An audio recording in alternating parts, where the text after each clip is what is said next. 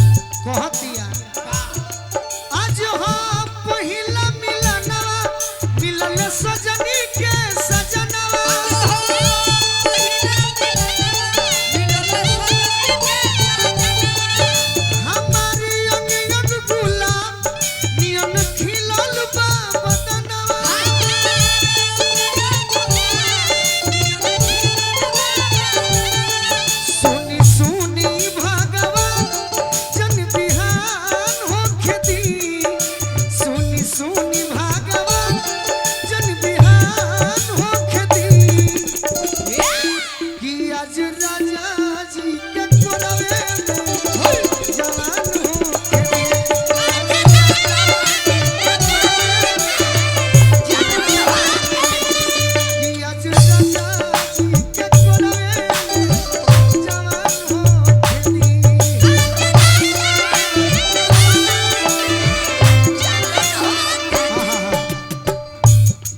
भोजपुरी हो हाँ जी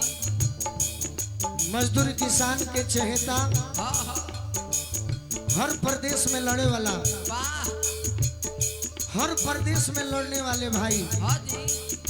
हमारे अभिभावक हो हो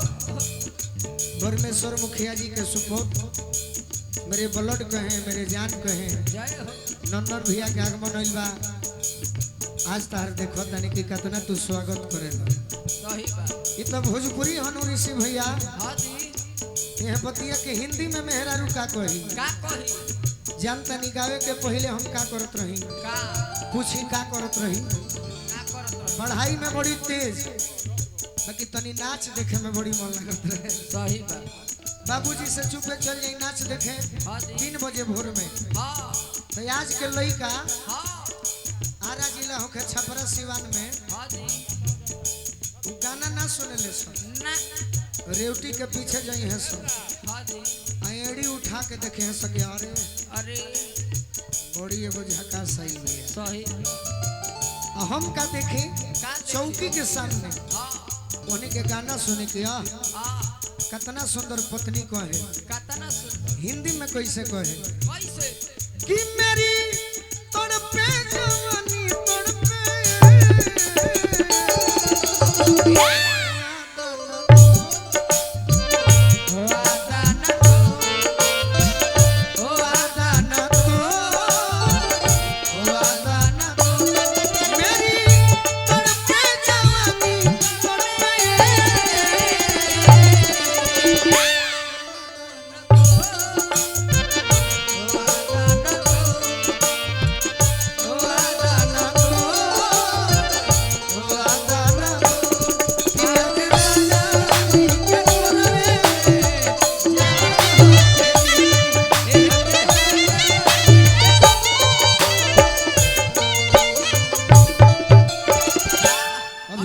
धरती के भगवान हाँ जी तो डॉक्टर होले हाँ जी हमरा खातिर भी भगवान हमरा यहाँ से भैया आज भी काम वैसा ना होला लेकिन जितना होला हाँ हाँ खाना खाए भो और लड़ाई झगड़ा करे के तो बाने के फाइट भांजे के बा सही बात फिल्म ना बनी ना हाथ ना बन जाई हाँ जी अरे फिल्म बनी 3 घंटा खाती तो पर्दा के हीरो कहल जैती सही बात लेकिन हमारा पर्दा के हीरो बने के इच्छा ना होला ना हमारा इच्छा होला श्रोता के दिल के हीरो बन जाई हाँ तो हीरो बन जाई वाह मिथुन भाई के आशीर्वाद राजीव भैया के तरफ से सब कलाकार के आशीर्वाद जय हो और उरो दे के खत्म करी कि गाना आगे बढ़े सही बात नाम बताई अच्छा नीरज कुमार भैया कमांडो साहब राव के ने गइले लड़की को हतिया का हो राजा जी के ओठावा में राजा जी के ओठावा में ओठ जब सोटी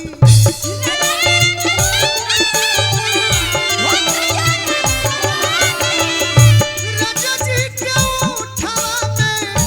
ओठ जब सोटी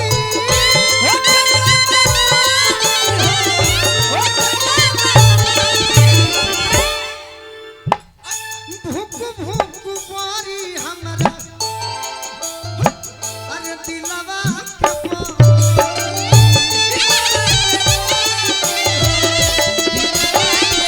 अरे भूख भूख बारी हमरा दिलवा के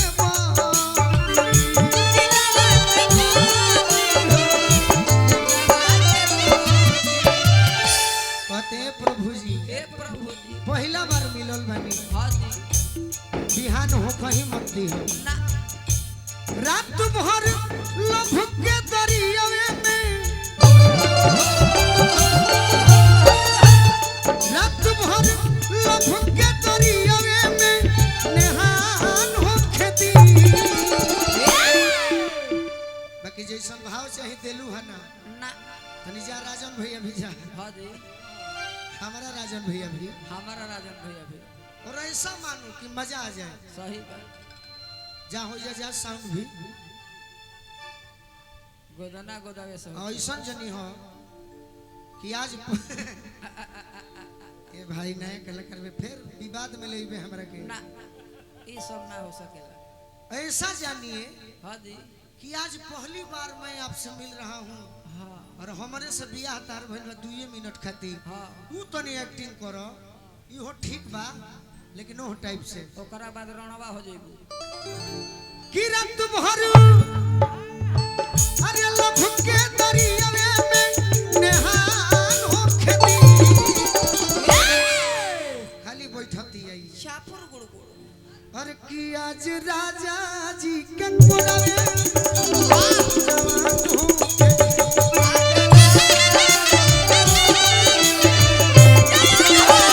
काहे भर पेट नहीं खुद हरत मौस खिसिया का जाइए कि यह पे राजा जी डायरेक्टर साहब सिखाई बताई बताई कौन ऋषि भैया है बड़ी वीडियो बनौले भाई हाँ जी बहुत अति सुंदर हाँ तनी हेलो एक मिनट भाई बंद करो। बोली बोली अगर गोलू राजा बोल दिया मतलब देखो क्या है ना 4 बार हम इसको बोलने से पहले बोल दिए ये आर्टिस्ट है तो आर्टिस्ट बनो। सही बात अरे यार फिल्म इतना बढ़िया गाना गा रहा है इसका फिल्म में आवा आप एक एक्टर हैं हाँ अच्छा बा डांस सही लेकिन हमारा भाव चाहिए हमारा फौज के जवान देश के जवान हाँ जी के बहुत बहुत स्नेह प्यार मिलल भैया के बार बार प्रणाम करो हाँ फील चाहिए हाँ जी रात भर लभ के दरियावे में नेहान होखे दी अगर तू लड़का रही तू नु हाँ जी हम लड़की रही थी हाँ। यह बतिया के तनी खड़ा हो जा हम बता दे तनी कैसे करे के बा कैसे देखो देखो रात भर अरे लभ के दरियावे में जय हो अरे नेहान होखे दी वो हमर पियावा हवे हाँ पिया कहे के बोई से कि आज राजा जी के जवान होके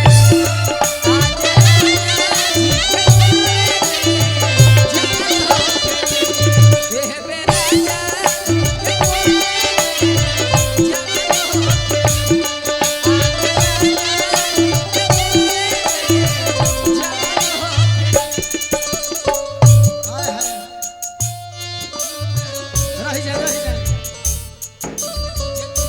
इहे लाए होई देखो तानिया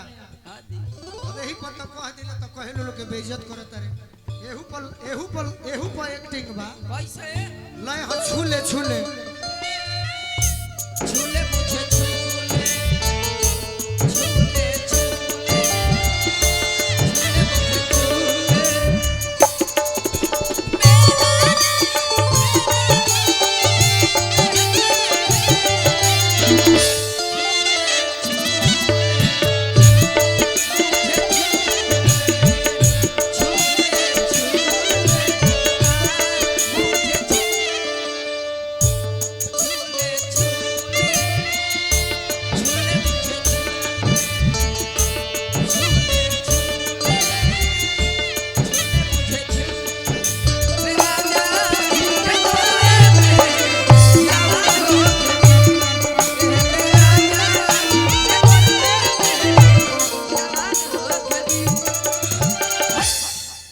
लास्ट बा और ठीक है होता है लड़की को हतिया अच्छा इहे नु एक्टिंग है दोस्त हाँ जी एमे कौन खेला बा इहे एक्टिंग है पड़ाका से तनी सुर का बड़ा थी हम कहेंगे बम छूटे रुआ गन गनाई पिया अरे कोरा जो उठाई है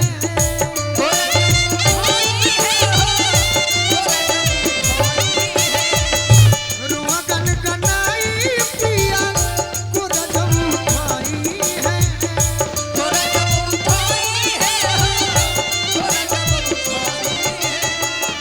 ठाकुर मनोज हमार जियरा जुड़ई है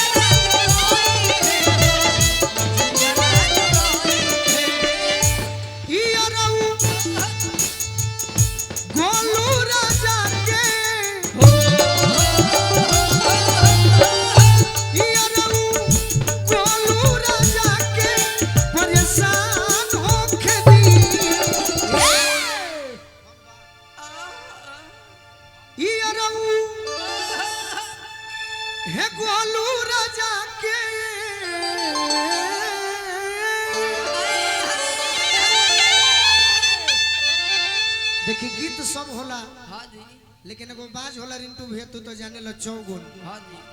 और चौगुन भोजपुरी के धरोहर जे है वाह हाँ वही इनका नहीं खे बुझा ये टिंगा रौरे कर दी ये दिखा दी अरे सही बात दिखाई आप हो बाप कौन गाना बाकी बा सही कौन गाना बाकी बा कौन कलाकार बाकी बड़े कौनो ना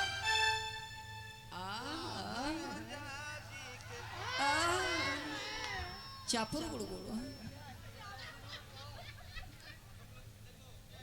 दिल में हेजिटेशन रहेगा कभी स्टार नहीं बन सकते हो।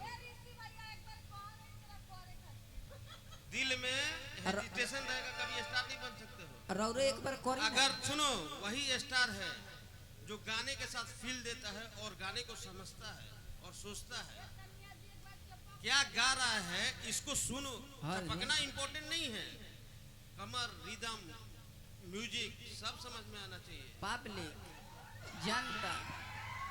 नहीं ये समझना चाहिए। हाँ जी आप अगर डर रही हो किसी से ना ढेर लड़की डरा ली सो डांसर नु सही बात कि संगे हमार मरद आई बड़ी आ गोलू राजा के छुअब तो तलाको हो जाएगी। नहीं बेने छुथर फोड़ दियो अब ढेर मत डांटो तू अब अच्छा है मैं खुश हूँ। अति सुंदर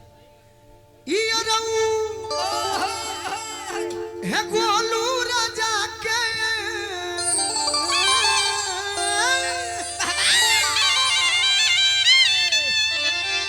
अरे परेशान हो खेती वैसे मारा तरुआख रही तो फुटिए न जाई बताई भला अरे कि आज राजा जी अच्छा कि आज राजा जी के गोदिए में अरे जवान हो खेती